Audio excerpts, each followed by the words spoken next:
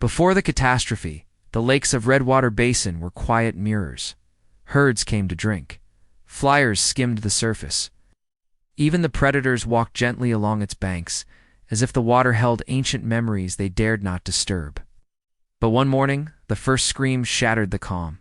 A young Maiasaura, barely grown, staggered out of the reeds with water dripping from its snout and blood streaming from its legs. The lake behind it rippled crimson, as though the earth itself had opened a vein. At first, no creature understood what they were seeing. Then the shape rose. A massive Deinosuchus, older than any living dinosaur in the basin, pushed its monstrous body from the deep. Its back was torn in fresh wounds, scales missing, as though it had fought something beneath the lake that no eyes ever witnessed. The Maiasaura collapsed. Its herd cried out, but none dared cross the water's edge. The surface churned again, this time from within. The lake began to bleed. Thin red lines unfurled like roots, spreading across the surface until the entire basin glowed a dark, terrible red. Fish bobbed lifelessly. Reptiles fled from the shoreline. Even the Deinosuchus, that undefeated giant, retreated.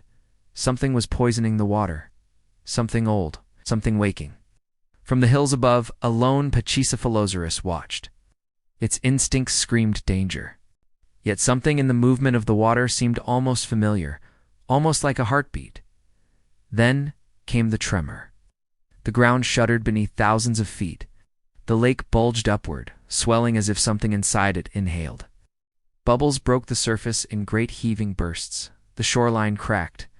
A shadow emerged beneath the crimson water, vast, shapeless, and impossibly slow. Not a creature. A fissure, a rising wound in the earth. And then the lake exhaled. A violent blast of warm, blood-colored water roared outward, drowning everything within dozens of paces. Herds scattered. Predators fled. Flyers screamed into the sky. When silence returned, the lake no longer bled. But the market left. The bodies, the smell, the fear would haunt Redwater Basin for generations. No one ever discovered what moved beneath the lake that day, and no dinosaur ever drank from its shores again. If you want more prehistoric mysteries, ancient terrors, and raw survival tales, subscribe to The Roar that time forgot. There are still stories buried in the earth waiting to rise.